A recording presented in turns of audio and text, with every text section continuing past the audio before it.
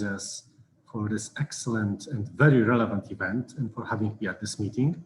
My name is Piotr Stryszowski and I'm a senior project manager at the OECD in charge of the OECD Task Force on Countering Illicit Trade, which is the formal OECD body in charge of first gauging the governance gaps that make illicit trade flourish these days, and secondly, proposing some solutions. Today's presentation will focus on one area of our activity that is, I would say, the most recent, the freshest, which is the misuse of containerized maritime transport in illicit trade in general. Here on this first slide, you can see that we published a report recently that looks like on misuse of illicit trade in counterfeits, right? But generally our efforts look at general abuse of illicit trade in container ships as a whole. Next slide, please. Well, today actually my presentation, when I was structuring it, I was a bit, well, say, uncomfortable. Because as I said, our work on abuse of containers is very fresh. It's like Japanese sushi. It's almost alive, right? So I had this risk, whatever I put on slides can be already dated because the things are going on in real time. At the second time, there are some findings that might merit really putting in front of you. So I decided that today, half of my presentation that is on the slide will refer to evidence, what we know about abuse on counterfeits. And for the second half, I will just present orally how actually we are structuring solutions to counter this threat.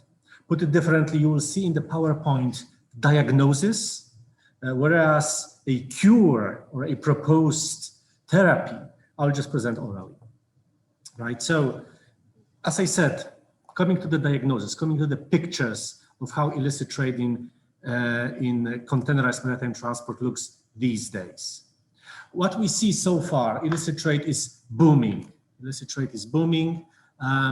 This refers to several phenomena that we observe these days. One is being the globalization that makes all the countries interconnected economically.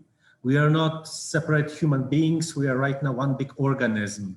And it's hard to think about a country that lives in autarky. And these economic connections create great scope for abuse by criminals. In many cases, this abuse is pretty soft, right? Like counterfeits. This is not, I would say, a heavy crime that is recognized by, well, big penalties in many countries, but yet all these soft abuses, like counterfeits, like illicit pharmaceuticals, like illicit pesticides, they can amount to big losses and big scale. Thanks to globalization, thanks to advancement in logistics, illicit trade becomes very easy and profitable at the same time. And here on this slide, you have some findings on illicit trade in counterfeits, right? $500 billion a year. $500 billion a year. It's a scale of GDPs of some countries. This is not a jackpot, right? Last bullet item is very important here. Criminals that run these illicit trade networks, they are very smart. They misuse every single modern logistical advancement that can be developed. So we are not talking about, backdoor classical thieves from cartoons. No, we're talking about really guys who really know how global trade operates, who can spot weak elements in this equation and who can abuse it for their own profits.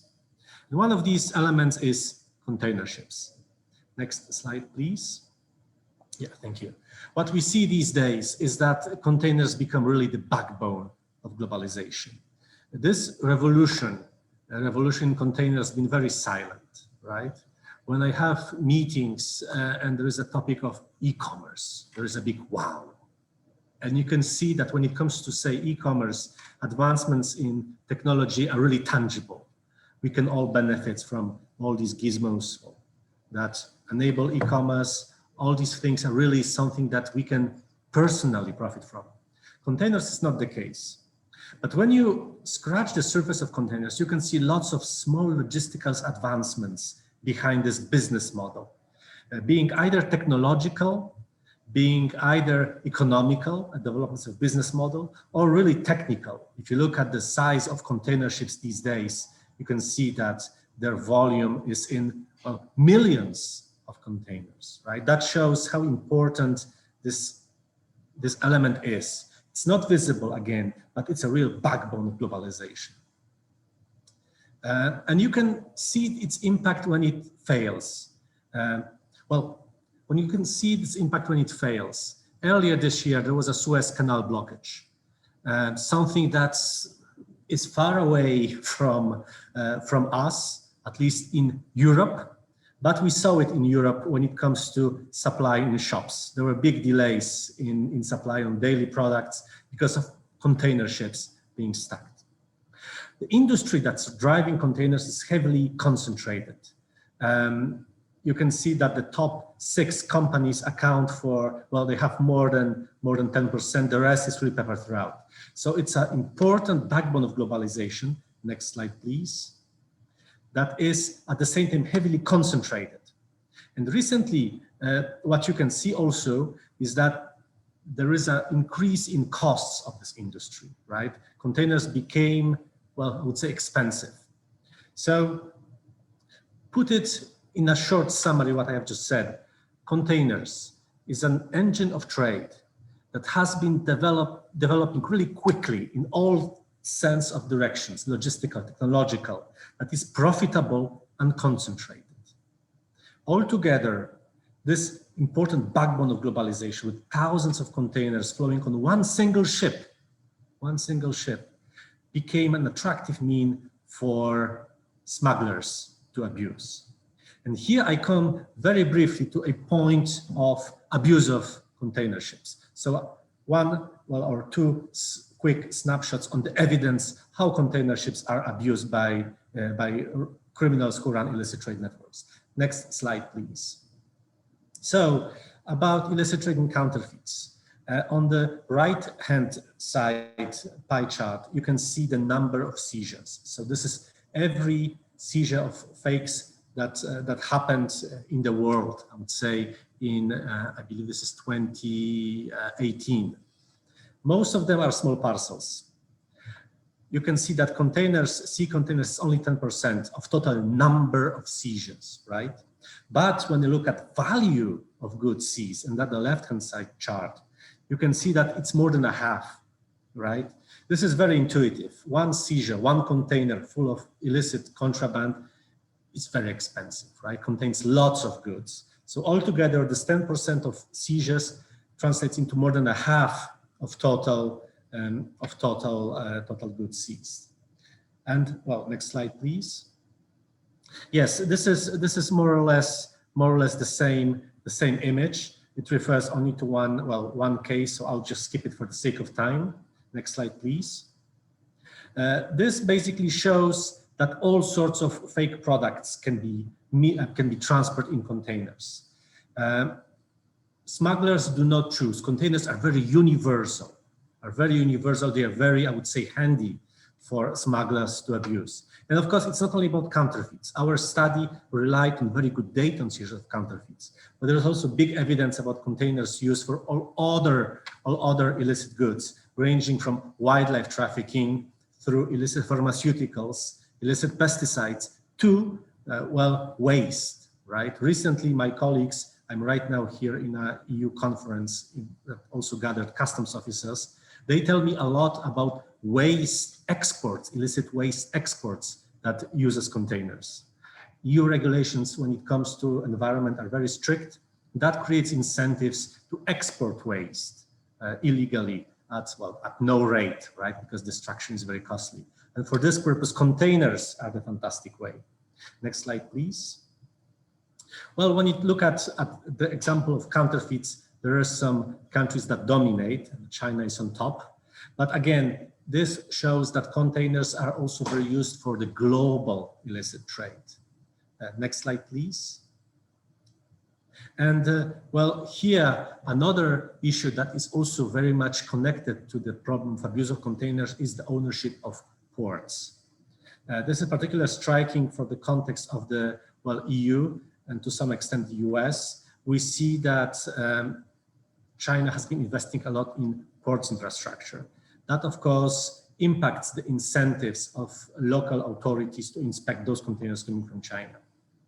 Next slide, please. Or I would say even next slide for the sake of time, because this is something where we can talk, next slide, please. We can talk about how to address this issue. So far, I was talking about, say, evidence about the scale of the problem, big, about the magnitude, global, including all sorts of illicit sectors. But what actually makes containers so prone to be abused, right? What makes them so easy to be used as a tool by smugglers? And here there is no surprise. It's related to incomplete information, right? As I said, a big ship full of containers can contain thousands of them. At the same time, it takes less than half a day to upload and unload such a ship.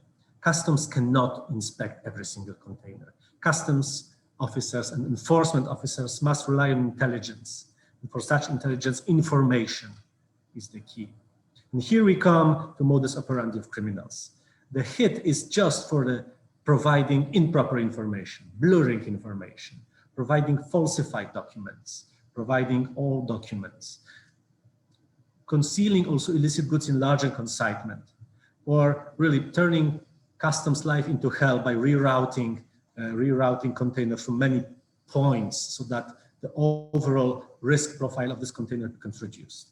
But it all boils to efficient information, efficient risk profiling. Next slide, please. And what are the challenges that customs face? Well, effective techniques is the first point. This is not only related to counterfeits. When it comes to screening of containers, you can see that effective techniques are gauged towards only some sectors of, I would say, illegal trade, such as narcotics or radioactives or human trafficking. But for other sectors where the penalties are lower, where the single risk related to a single product is also perceived as lower, techniques are not so effective. That applies to counterfeits, that applies to illicit pharmaceuticals, that applies to some environmentally dangerous goods, that applies to waste, right? We must not forget it's 24,000 of containers on a single ship in some cases. Customs cannot X-ray every container. Customs cannot open every container.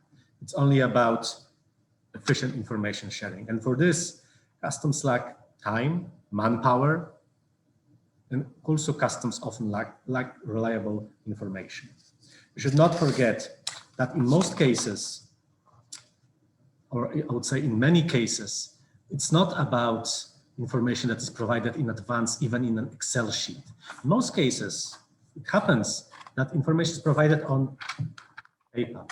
It's old-fashioned paper information that is really easy to forge, easy to counterfeit. So, as I say on this slide, we're ready to act. So let me spend a couple of minutes to present you what are the efforts here at the OECD to counter this threat. We are confident that an effective countering this threat should complement existing legislative measures at IMO or at WCO. We are at the OECD not going to replace them. We would like to leverage them. And we want to leverage them together with public sector, with our colleagues from customs community, from trade community, and with private sector. We want to talk to those maritime operators that want to prevent abuse and check with them what are the standards that we could introduce, what is the extra mile they could get to avoid being abused by criminals. We want to talk to maritime operators to check what you guys can do to make yourself immune from abuse by counterfeiters and other smugglers, and how to distinguish those who are clean from those who are not. In other terms, we want to set a bar, but we want to set a bar that high enough so that it makes a difference, but at the same time not too high enough so it could be still achievable for those companies that want to be clean in a way. And we want to do it in a common effort with member countries and with industry in a voluntary way, right? You might recall that the OECD has been working on an instrument for free trade zones. that sets similar architecture that is right now being discussed to be adopted for continuous maritime transport.